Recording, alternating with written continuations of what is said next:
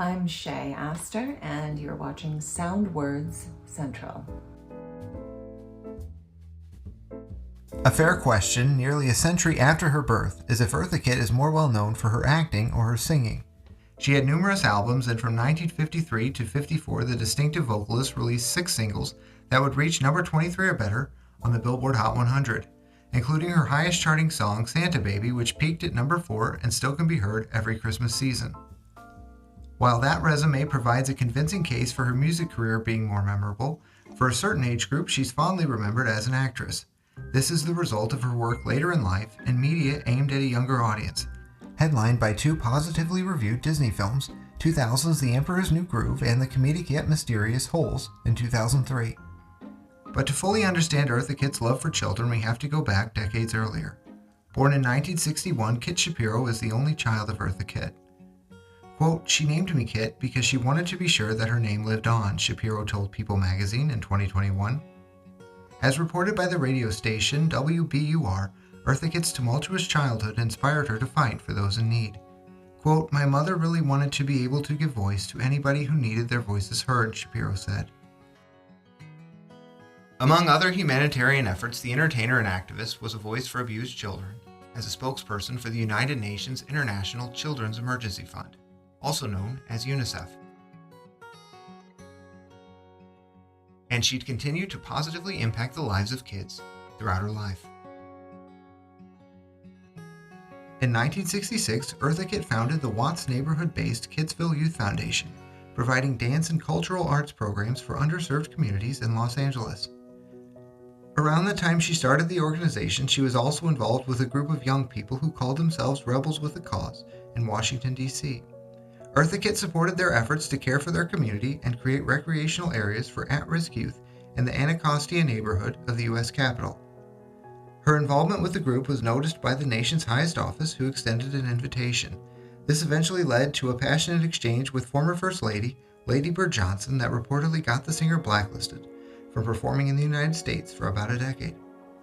The eventual 2-time Grammy nominee was invited to the Doers Luncheon at the White House on January 18, 1968, to discuss juvenile delinquency in the U.S., during which she tied the issue to the Lyndon B. Johnson administration's escalation of the Vietnam War. Quote, "They rebel in the street, they will take pot, and they will get high. They don't want to go to school because they're going to be snatched off from their mothers to be shot in Vietnam," she emphatically told the former First Lady. Eartha Kitt's decision to address her concerns with the most powerful woman in America was not made lightly. Prior to the luncheon, the singer reached out to get the perspectives of mothers around her foundation and felt that she had no choice but to say something. So, if you've ever wondered how an acclaimed jazz singer and Broadway star would find her way into delighting and making content kids would enjoy, it should no longer be a difficult line to draw. Quote, "She often said that you can't love a child too much, because we all yearn to be loved. That is our nature as human beings," Kit Shapiro said about her mother in 2021. The events at the White House were quickly followed by a formal report by the CIA, which compiled previous surveillance of Eartha Kitt. Quote, "She wasn't going to get a lot of people running to her defense, given that she was a beautiful, middle-aged black woman. All the planets aligned in Johnson's favor," Shapiro said. Following a 1975 New York Times article which helped provide vindication for Eartha Kitt, a difficult chapter in the entertainer's life ended with her 1978 Broadway comeback, Timbuktu. The show secured her first of 2 Tony nominations in her career. Meanwhile, in the 70s, a stand-up comedian from Lexington, Kentucky, Jim Varney, was developing an acting career, but years away from a breakthrough. Following successful regional commercials playing Ernest P. Worrell, he portrayed the character in the hit 1987 family-friendly comedy movie Ernest Goes to Camp, which soon began to receive sequels at a rapid pace. Eartha Kitt would co-star with Varney in 1991's Ernest Scared Stupid, the 4th film in the series, playing the character Old Lady Hackmore.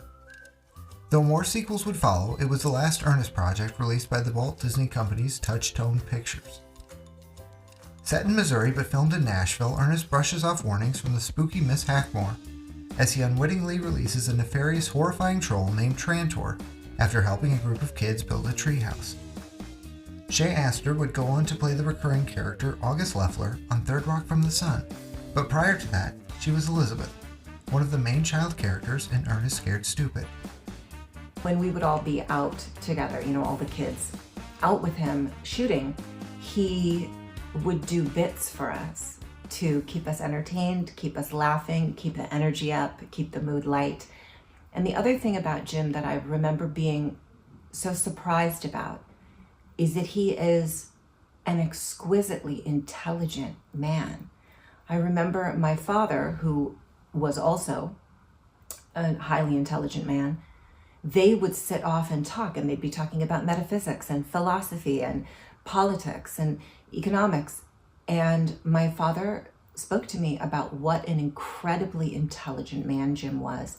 And so Jim always came across to me like an old-fashioned cowboy, He felt kind of like John Wayne. He was so calm, such a peaceful person, and so warm to us children. And then this incredible clown when the cameras were rolling, and then this incredible scholar when they weren't. So it was really an extraordinary experience all around. Quote, over the years, the movies have made precious little use of the distinctive talents of Eartha Kitt, but adults who accompany children to Ernest Scared Stupid citywide, Disney's silly Halloween kiddie horror comedy, can be grateful for her stylish, witty presence, as noted by Kevin Thomas of the Los Angeles Times. I was an Eartha Kitt superfan because my parents were Eartha Kitt superfans. So not only Catwoman, iconic, legendary, but also her musical performances. I'm also a singer, and I wasn't a professional singer when I met her when I was 9, but I knew that, from her performances like Santa Baby or like I Want to Be Evil, like she's so magnificent. And what she does is shows you that she's not just an actress. She's not just a singer. She's a performance artist, and she fully embodies not only every note, not only every syllable, but a universe within the song, a character within the song. And there's very few artists who do it like Eartha Kitt does. She is truly one of a kind. So I knew her work, and then walking in to meet her, I was starstruck, long before I got there. But I walked onto set. The first time, she had just flown in from New Zealand because, she's a superstar and was constantly working. And so we were all aware that she had just flown in. And I think they brought her right from the airport to set, to get into this wackadoodle old lady Hackmore costume. And I walk onto set, and she's speaking with John Cherry, the director, asking where her eye line is for this scene. And she turns to one of the children and she grabs him by the cheek and she says, "You want me to look at you, don't you, baby?" And the warmth, just the entire set was like smiling and laughing, and she made everybody feel not only at ease, but enveloped in her warmth. She was also an extraordinary activist for Black women, for children, for gay rights. I mean, there was a CIA file on her. Anybody at that time who had a CIA file, you knew they were on the right side of the civil rights movement. And, as a biracial woman myself, she was just such an incredible example of artistry, and her presence was so regal. I mean, this was a queen. Like, you didn't have to know anything about Eartha Kitt to walk in front of her for 1 second and know that is a queen. Doing a role like that, you can play it or you can embody it. And she really embodied it. It's the way she uses her voice. It's the way she uses her body. And she is such a perfectionist and such a consummate performer that every moment is extraordinary. Every moment is infused with so much intensity, intention, passion, dignity. It was extraordinary to get to be in her presence, period, and then get to watch her work in front of my face. It was something I'll never forget. The experience of a lifetime.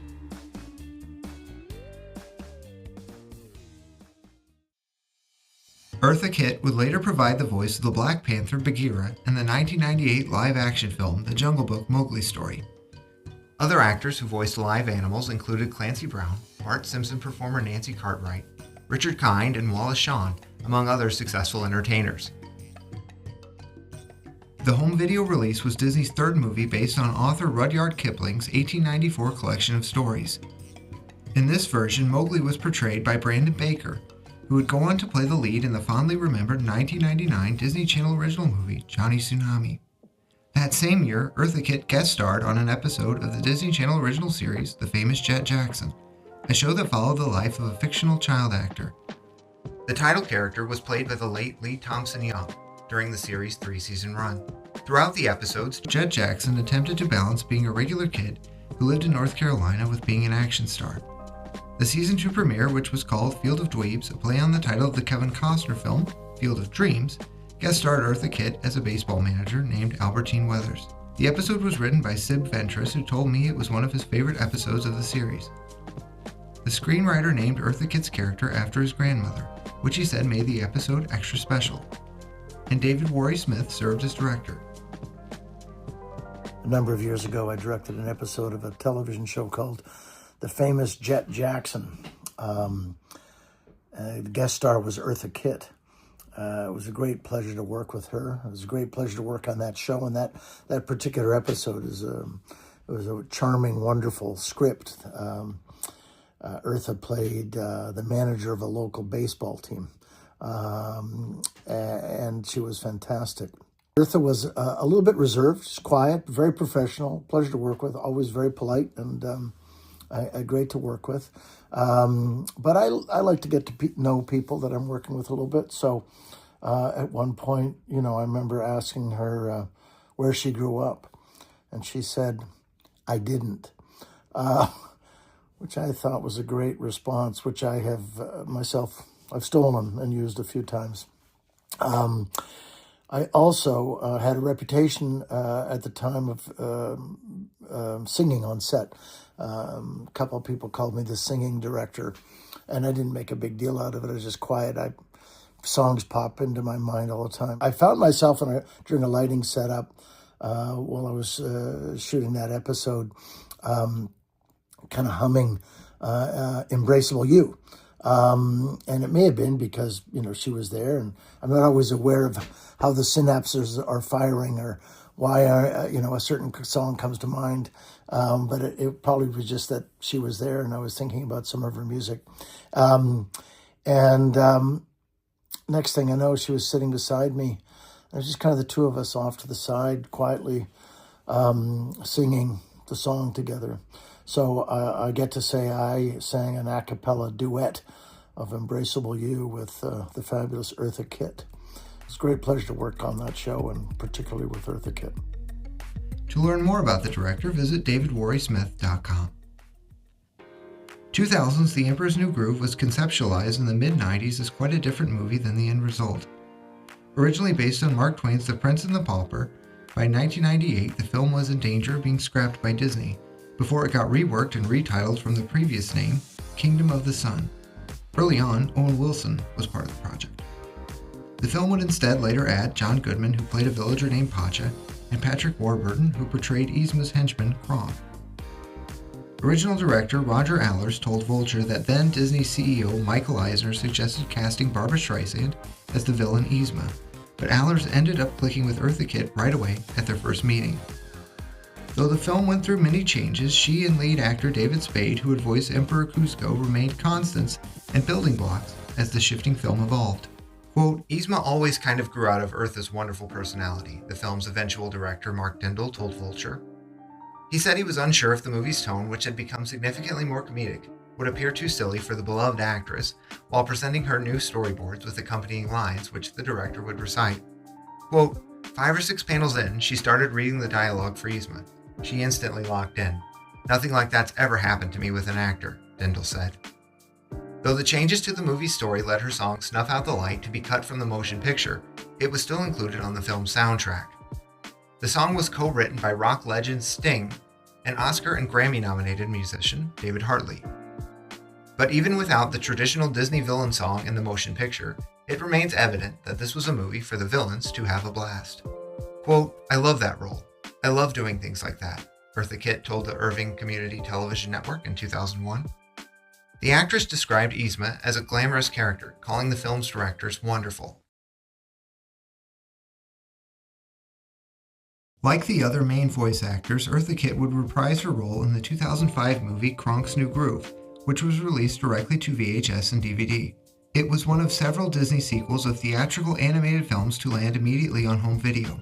In this movie, a new character named Ms. Birdwell, voiced by Tracy Ullman, is a camp counselor and love interest of Kronk, who is this installment's protagonist, and his father was played by John Mahoney.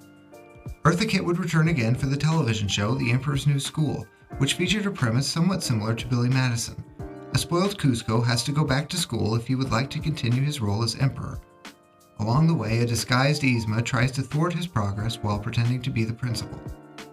Patrick Warburton is credited in every episode. John Goodman reprised his role during the second and final season, while Kuzco was voiced by J.P. Manu. Eartha Kitt won 2 Daytime Emmy Awards for The Emperor's New School, which premiered in 2006 on the Disney Channel. And around the time of the theatrical release of The Emperor's New Groove, studios took significant interest in getting film rights for the Newbery Award-winning young adult novel Holes. Disney would get the opportunity to adapt the story, yet the book's author and eventual screenwriter, Louis Sacker, didn't want it to be a typical kids' movie. While then teenager Shia LaBeouf played the main character, Sigourney Weaver, Jon Voight, and Tim Blake Nelson were all billed ahead of him in the 2003 film. Quote, "The adult cast was a pointer to me that it wasn't going to be a kids' movie," Nelson recalled to Business Insider in 2023. Though it was still a PG rating with a prominent cast of child actors and based on a book popular in classrooms, Holes had something for all ages, and Disney reportedly gave the filmmakers, led by The Fugitive director Andrew Davis, the freedom they wanted. While she had a smaller role than in The Emperor's New Groove, Eartha Kitt's fortune-teller character, Madame Zeroni, is as important to the plot of Holes as almost anyone else in the film. And it's simply not possible that another actor could have delivered the words "for always and eternity" in a more playfully menacing voice than Miss Kitt. While her character appears in flashback sequences, the main story of the film centers around residents of a juvenile detention camp who are forced to dig holes in a desert. An additional flashback story arc centers around Patricia Arquette and Dule Hill's characters. Quote, "When you have all these people like Jon Voight, Sigourney Weaver, Eartha Kitt, Patricia Arquette, Tim Blake Nelson, and Henry Winkler in the cast, it's like, come on, let's do this thing," Hill said. In addition to her Disney roles, the former Catwoman actress would guest star on the Magic School Bus and appear in the first Nickelodeon movie, 1996's Harriet the Spy, and have various roles for the Nickelodeon Animation Studio. Eartha Kitt voiced a lioness in an episode of The Wild Thornberrys, played Vexus in the My Life as a Teenage Robot franchise from 2002 to 2006, and was the character Cool Cat in an episode of Wonder Pets, a program aimed at preschoolers. The latter Daytime Emmy-winning role would air in 2009, following her passing on Christmas Day the year before. But it wouldn't be her last acting credit. Her iconic voice lived on for a 2010 episode of The Simpsons, a franchise that, perhaps fittingly for this story, is now owned by Disney. For SoundwardCentral.com, I'm Ben Province. Thank you for watching.